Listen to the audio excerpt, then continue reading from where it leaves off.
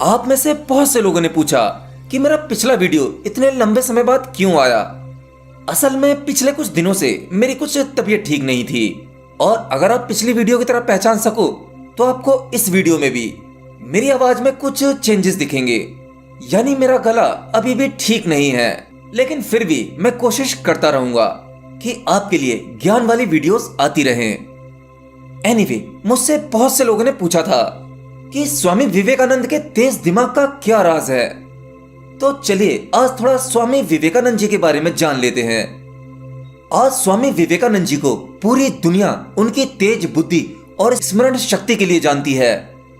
उनके बारे में यह भी बताया है कि स्वामी विवेकानंद जी 700 पन्नों की किताब केवल 1 घंटे में ही पढ़ लिया करते थे और उसे पूरी तरह से याद रखते थे। यह तो कुछ भी नहीं है, कुछ जगहों पर तो यह भी वर्णन है कि उन्हें किताब खोलने की जरूरत ही नहीं पड़ती थी। वो किताब को खोले बिना ही पढ़ लेते थे और पूछे जाने पर किताब के बीच में से कहीं से भी वो कुछ भी बता सकते थे और वो भी बिना देखे। खैर, इन बातों पर यकीन करना या ना करना ये आपकी चॉइस है, क्योंकि अगर मनुष्य इसे अपनी बुद्धि के ऊपर तक से सोचता है तो यह अविश्वसनीय लगता है। लेकिन वहीं उन चीजों को भी नकारा नहीं जा सकता जो हमारे भीतर रहस्य कुंडली मार के बैठे हुए हैं। वैसे दुनिया में कुछ लोगों को इस प्रकार की शक्तियां बचपन से ही मिल जाती हैं और वो उनके पिछले जन्मों के कार्मिक अकाउंट की वजह से। यह बात भी सही है कि स्वामी विवेकानंद जी की बुद्धि बचपन से ही अन्य बच्चों की तुलना में प्राकृतिक रूप से ज्यादा तीव्र थी। लेकिन यह बात भी सच है कि उन्होंने अपने मस्तिष्क को तेज करने के लिए स्वयं भी प्रयास किए थे। स्वामी विवेकानंद जी अपनी बुद्धि को तेज करने के लिए 2 बातों का पालन करते थे। उनके अनुसार अगर कोई भी व्यक्ति इन 2 बातों का पालन करता है तो वह अपनी सीखने की क्षमता को बहुत अधिक बढ़ा सकता है। और विवेकानंद जी के मुताबिक ध्यान और ब्रह्मचर्य मनुष्य के मस्तिष्क की क्षमता को बढ़ा सकते हैं। देखिए, ध्यान करने से क्या होता है। ध्यान आपके मस्तिष्क को एकाग्र करता है और किसी भी टॉपिक को समझने और उसे याद रखने के लिए एकाग्रता बहुत जरूरी है। अगर आप कोई नई खोज करना चाहते हो तो उसके लिए भी पूर्ण एकाग्रता चाहिए। सामान्य लोगों के मुताबिक अगर आप कोई चीज लंबे समय तक बहुत कम समय में याद करना चाहते हैं तो उसके लिए भी एकाग्रता काम करती है। और अपने दिमाग की एकाग्रता बढ़ाने के लिए आपको जरूरी है कि आप अपनी इंद्रियों पर नियंत्रण रखें।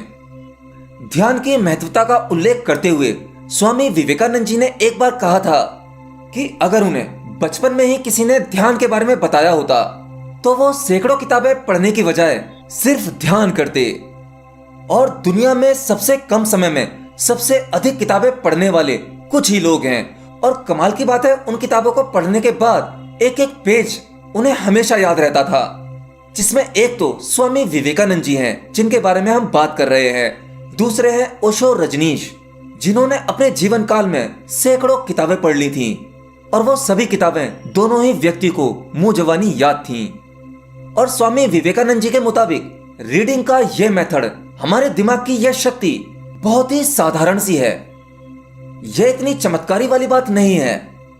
मनुष्य के बुद्धि की संभावनाएं इससे भी कहीं ज्यादा हैं। स्वामी विवेकानंद जी के मुताबिक यदि कोई व्यक्ति ब्रह्मचर्य का पालन करता है तो वह व्यक्ति किसी भी विषय को एक बार पढ़कर या सुनकर उसे हमेशा याद रख सकता है।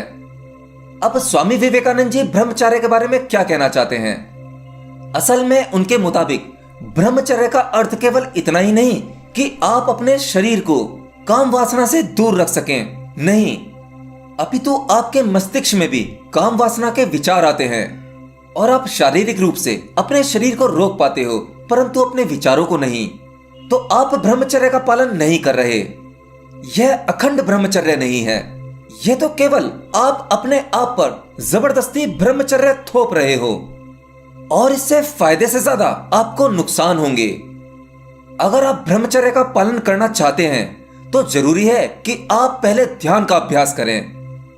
ध्यान से आपको अपनी इंद्रियों पर नियंत्रण करने में मदद मिलेगी और जब एक बार आपका मन और आपकी इंद्रियां आपके काबू में आ जाएंगी तब आपका ध्यान सफल हो जाएगा और जब आपके ध्यान में रुचि बढ़ेगी तब आपका मन काम वासना से दूर होता चला जाएगा।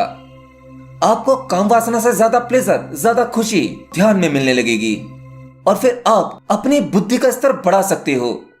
और जब आपके बुद्धि की एकाग्रता बढ़ती है तब आप जीवन में कुछ भी हासिल कर सकते हो। अब चाहे आप आध्यात्म की ऊंचाइयों को छू लो जैसे स्वामी विवेकानंद जी ने किया, या फिर आप भौतिक जगत में सफलता की सीढ़ियों पर चढ़ जाओ, ये आप पर डिपेंड करता है। एनीवे, आज के लिए इतना ही।